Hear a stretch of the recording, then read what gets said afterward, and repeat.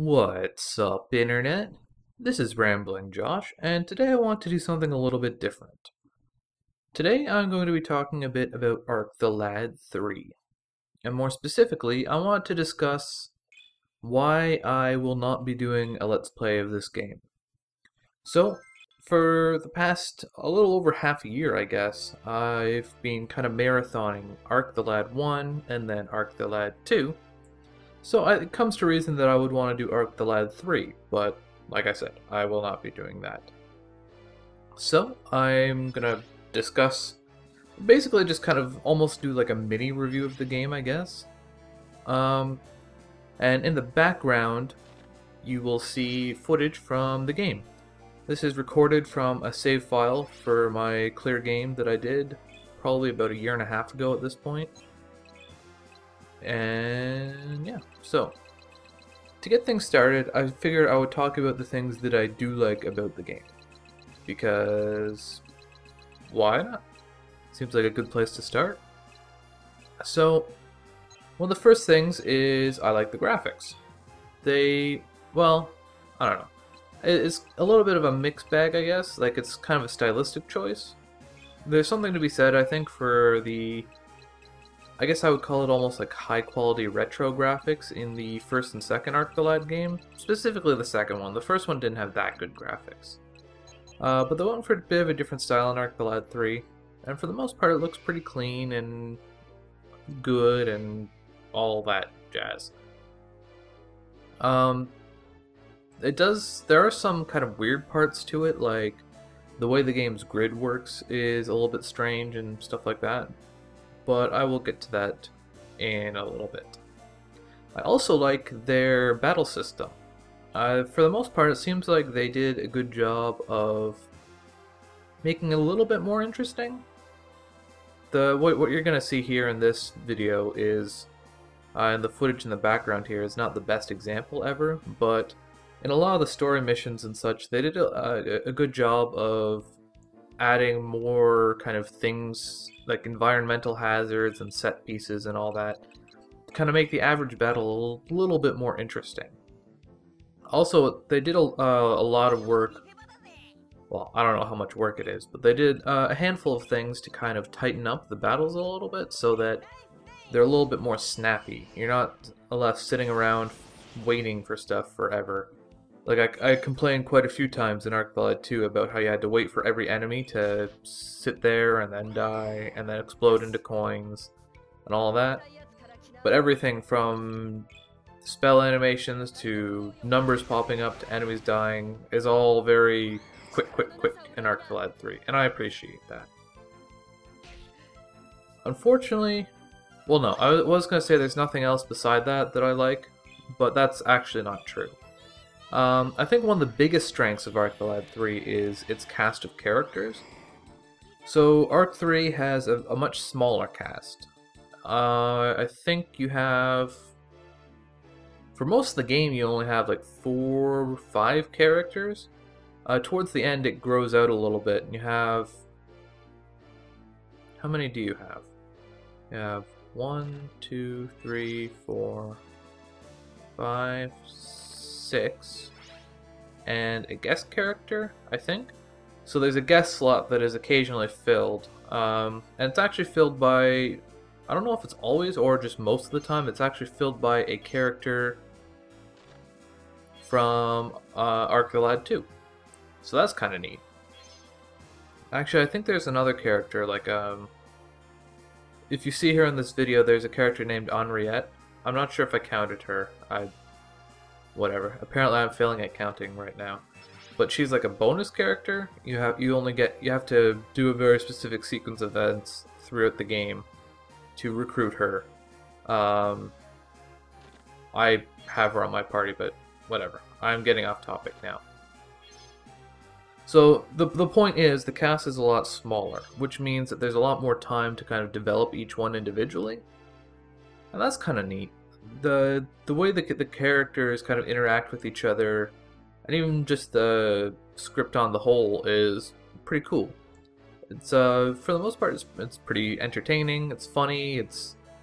Characters have their interesting aspects, things that kind of they have their inner turmoil, things that make them stand out, and that's something that at least Arc the Lad 2 was kind of missing.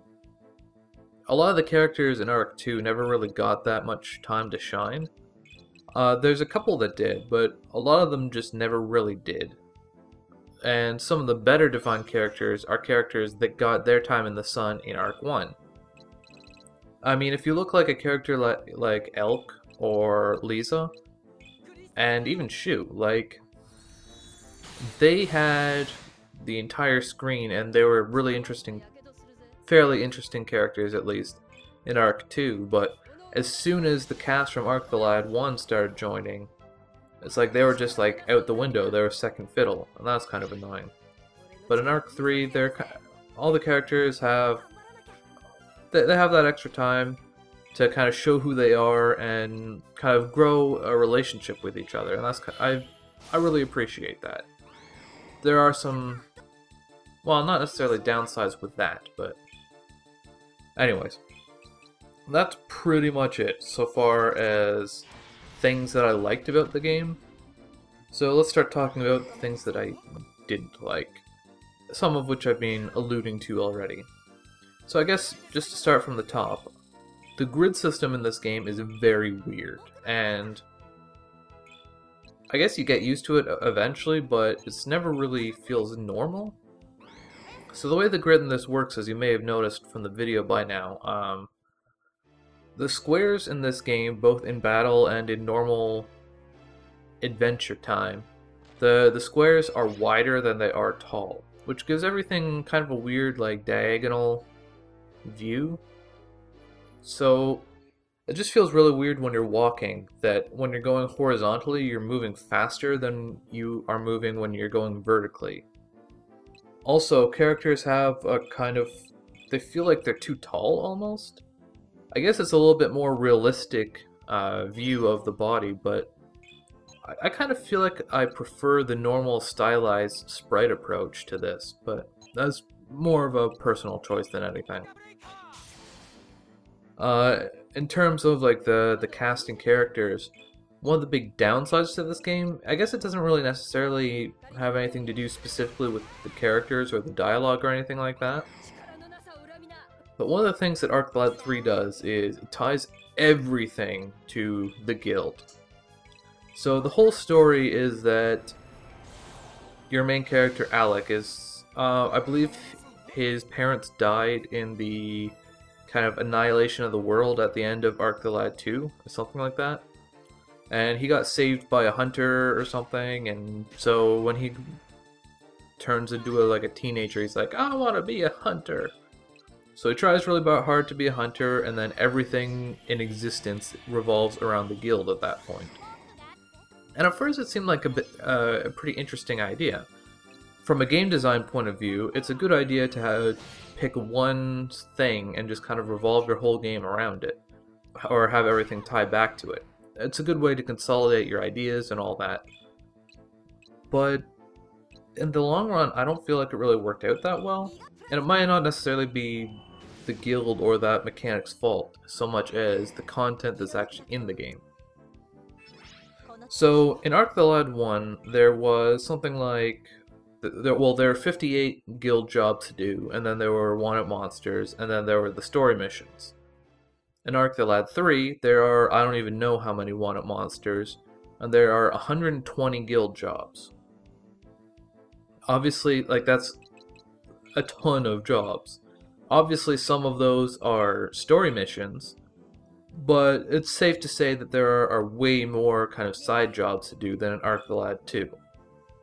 And if you're something of a completionist like I am, then that's a bit of a problem, because that's a lot of side jobs, and they don't really, like, the side jobs in Arc 2 were very repetitious eventually, and in Arc 3 it's no different.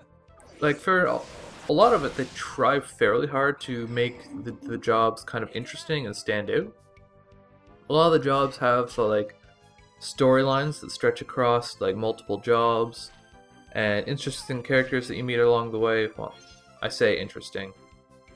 I mean, I guess they're interesting in their own way, but it just feels like a ton of make work. So, as an example, one of the kind of reoccurring themes in guild jobs is there's this group called something like the Rainbow Grit Bridge Gang, and they start out as like a challenging fight against these colorful bandits that are funny and cool, and well, maybe not cool is the right word, but they're interesting. They have a story and they're very amusing. But when you're fighting them for the 7th time and they stopped being a challenge 5 battles ago, and it's gone from being like, hey, you're bandits, I'm gonna beat you, and they're like, I'm so colorful and interesting. They stop doing that and they're like giving you like dramatic presentations about how they're woefully underpowered, and you have to sit there for 5 minutes watching them being ridiculous. It stops being funny. And it just starts being like, oh my god, I just want to get this job done so I can go on to the next job, so I can actually get these jobs done so I can get on with the story. Because a lot of the guild jobs in Arc 3 are short term. Like, if you move on with the story, then those guild jobs are done with forever. Which in itself, at least I'm pretty sure that's how it works. It was a while ago that I played the game, but that in itself is a bit bad design-wise. It feels like a bad choice to me. So there are a lot of jobs that have interesting conversations and characters that you meet, but at the same time it feels a lot like they're just throwing work at you just to increase game time. I believe my game file for this save was something like 66 hours, and I feel like the game probably shouldn't have been longer than like 30-35 maybe. Like I said, I played the game a while ago, so that's a little bit of an arbitrary number, but... So one of the other mechanics that I disliked about this game, it's a matter not so much of disliking the mechanic, but disliking what it means for the game on the whole. So there are two kind of interconnected mechanics in this game. One is the arena, where you can challenge a member of, or some dude in the arena, one-on-one, and you offer up an item as kind of the bet. If you win, you get that item back, plus you get a different item. If you lose, then obviously you lose your item. The issue is that the item that you get from winning, like the other item, not getting your item back, is usually better. So if you offer up like a bronze dagger or something, then you might get a silver dagger in return. There are limits to how far that goes, but for the most part, like, it's a very obvious pattern. So as soon as you recognize that, you can say, oh well, I'll just take all of my equipment, bet it all. These fights are really easy for the most part. The only hard fights are typically against characters who have instant death, and even that is just a chance. And if you recognize which characters have those abilities, like, you can choose between something like 5 or 6 different characters to challenge. So you just don't challenge those characters who have instant death, and it's basically a free win. So anyways, you bet all of your equipment, and all of a sudden all of your characters are decked out in equipment that's way better than what they had before. And then there's the crafting system. So the crafting system allows you to combine different items in order to create new items. That's typically how crafting works. But if you know what to craft, like if you know what items to use, because I'm pretty sure for the most part recipes and stuff are like mysterious and hidden or something, just like most games for some reason. I don't know why games do that, it's kind of silly. But if you know what to craft together, and you know how to get those items, then you can make some really good stuff. And if you combine the crafting and the arena, you can get the items that you need to make the really good stuff, like, immediately. Like, the second that both the arena and the crafting are available to you, you can make most of the, like, top tier gear in the game right off the bat. Again, obviously you need to know how to do it, and if you're just playing the game just blind, then you're not going to. But the fact that even if you just do the arena, you can get crazy equipment, and what's more, like, every fight in the arena is one-on-one, and the guy that you're fighting is always scaled up to your level, so the enemy you're fighting is always the same level as you, which means that they're always going to be giving you good experience, so the person that you're fighting in the arena with is going to be leveling up fairly quickly. Plus, even if you're not doing any crafting, they're going to be getting pretty good gear, and the two of those kind of combine to the fact that, to the point where it basically takes all challenge out of the game, and that's kind of disappointing, like really disappointing. Like, I feel like if there is this mechanic, and it's fairly obvious how it works, the player should be encouraged to do it, but doing it shouldn't negatively affect their play. Like, it shouldn't be down to the player to make the game hard. The game should restrict you, they should have better restrictions on what kind of equipment you can get through all means, not just what you find and what you can buy. They should restrict what you can get until, like, those awesome items should be restricted until later in the game. Obviously, like, I guess there's not much they could do to restrict how much you level up through the arena, but I don't know. I guess just leveling up through the arena isn't even that quick in the long term of things, because it's just one character, and you still have to do a lot of repetitions. But anyways, I'm more or less done with this point. At the end of the day, though, I think the biggest beef I have with Untitled 3 is its story, and even sort of its entire reason to exist, I guess. So Untitled 1 and Untitled 2 were always intended from the very beginning to be a continuous story. Arc 1 leads directly into Arc 2. Arc 1 isn't a great game on its own, but it sets up Arc 2 very well. And Arc 2, it is an amazing game. It has an amazing ending. It's a completely stellar ending, and honestly, it feels a lot like a game that could have and probably should have just ended there. Arc 3 was never intended to exist. I mean, if you look at Arc 1, you import your save file directly into Arc 2. Your characters are the same levels, they have the same stats, you have the same items from the Forbidden Ruins, all that. You can import your data from Arc 2 to Arc 3, but it's basically just a flag. It's like, does this person have a save file in Romalia Sky Castle? If yes, then I don't even know. Like, I'm pretty sure the only thing that importing your save file does is it allows you to get the Romancing Stone in Arc 3. It allows you to get it, like, earlier or something. I don't know. It's really weird.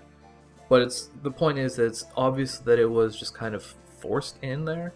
Like, this game was never meant to exist. So anyways, as I said, the game takes place after Arc 2, and the whole point of it is supposed to be like, hey look, the world is recovering from being destroyed. Which I guess could be pretty interesting, but at the same time, if you look at the actual plot of the game, what happens within the game, all of that is basically just a complete departure from the Untitled series. Like, it's connected to Arc 2 in name only. They basically took a plot that feels like it was designed to be like a standalone game or something else, and they forced it into the Untitled world. They added in some cameos from the second game. As you've probably noticed in the video here, Elk joins your party at the end of the game, for a short while anyways. And that's all cool, but like, they really don't have to be there. Like, this game could have been a standalone game, I feel. It was just forced into Untitled 2, and I don't appreciate that. Arc 2's game had such an amazing ending that I almost feel like the fact that Arc 3 exists and that its story is almost arbitrary, it almost feels to me like it's bastardizing Arc 2's ending, and that's probably kind of overstating the point, but I just really don't appreciate it. I don't know.